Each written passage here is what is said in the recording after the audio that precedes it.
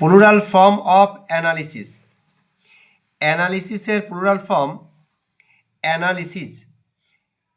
এখানে শুধু একটি পরিবর্তন রয়েছে, এই যে SIS, এই আইটার পরিবর্তে ই লিখলেই কিন্তু তোমাদের প্লুরাল ফর্ম হয়ে যাবে।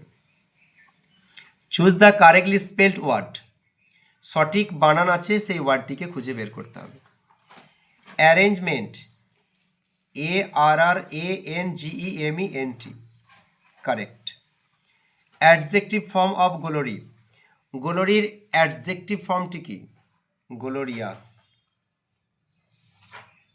গ্লোরিফিকেশন হচ্ছে নাউন ফর্ম, গ্লোরিয়াসলি হচ্ছে অ্যাডভার্ব ফর্ম।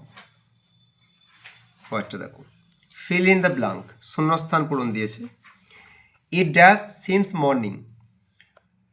এখানে অপশান হচ্ছে has been raining, is raining, was raining, have been raining.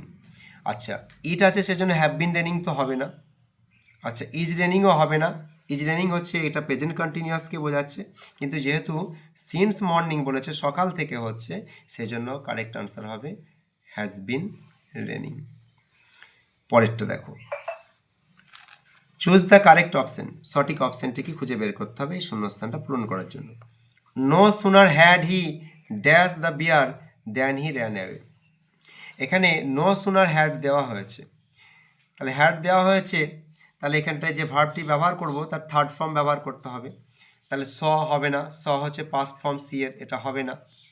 আচ্ছা, হ্যাজ সিন হবে না, হ্যাড দেওয়া হয়েছে এখানে।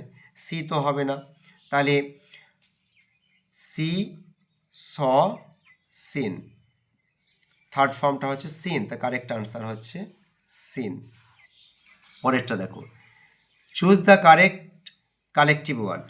সঠিক কালেকটিভ ওয়ার্ডটিকে খুঁজে বের করতে হবে। এ ড্যাশ অফ অ্যান্ডস, পিপিলিকার দল কলোনি, এটা হবে কলোনি, ক্লাস হবে না, ক্রিউ হবে না। পরেরটা দেখো, অ্যান্টোনিম অফ আর্টিফিশিয়াল। আর্টিফিশিয়াল কথা হচ্ছে কৃত্রিম, আর ন্যাচারাল মানে হচ্ছে প্রাকৃতিক, তাহলে কারেক্ট আনসার হচ্ছে ন্যাচারাল। নর্মাল মানে স্বাভাবিক, ইম্পর্টেন্ট মানে হচ্ছে গুরুত্বপূর্ণ, এ দুটো হবে না। পরেরটা, choose the correct phrasal verb to replace the underline word. তলায় দাগ দেওয়া শব্দটির পরিবর্তে সঠিক ফ্রেজাল ভার্ব ব্যবহার করতে হবে।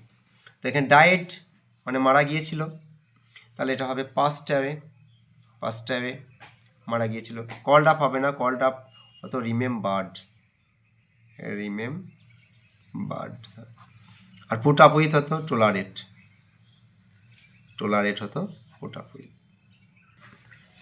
Synonym of odd. অড মানে হচ্ছে অদ্ভুত, কোয়ার মানে অদ্ভুত, ফানি মানে হচ্ছে খুব মজার, টোলারেট সহ্য করা, তাহলে কোয়ার কথার অর্থ হচ্ছে অদ্ভুত। Choose the antonym of safe. Safe কথার অর্থ হচ্ছে নিরাপদ, তাহলে তার বিপরীত অ্যান্টোনিম, বিপরীত হচ্ছে ডেঞ্জারাস, বিপদজনক।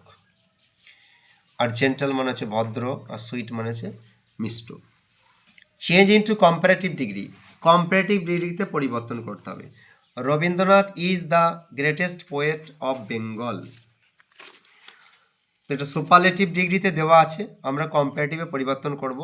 তাহলে কম্পারেটিভে পরিবর্তন করতে গেলে আমাদেরকে এনি আদার ব্যবহার করতে হবে, any other. Rabindranath is greater than any other poet of Bengal. আর যদি এটা ওয়ান অফ দ্য গ্রেটেস্ট থাকতো তাহলে মোস্ট আদার হতো, সেজন্য আমার এটাই হচ্ছে correct answer, Rabindranath is greater than any other poet of Bengal. Change the voice, voice change দেখো।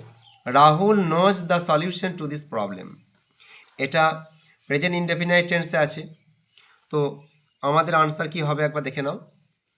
প্রথমে কোনগুলো হবে না আগে দেখে নিই। The solution to this problem was, was past হবে না। The solution to this problem হবে না, এটা সিঙ্গুলার ছিল, আর দিয়েছে প্লুরাল, হবে না। The solution to this problem is known to Rahul, এটা হবে correct answer.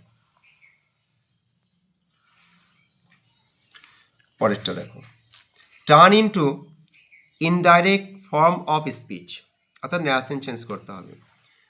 The woman shed please say it again, তাহলে এখানে প্লিজ দিয়েছে, দেখো রিপোর্টের স্পিচে এখানে প্লিজ রয়েছে, তার মানে আনসারে রিকোয়েস্টেড আসবে।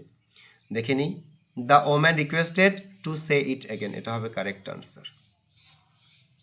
দ্য ওম্যান অর্ডার্ড হবে না, কারণ এখানে প্লিজ দিয়েছিল, রিকোয়েস্টেড, তাহলে এটা আনসার হবে না। দ্য ওম্যান ফরবেড, নিষেধ করেছিল, এটা হবে না, কারণ তাকে অনুরোধ করেছিল।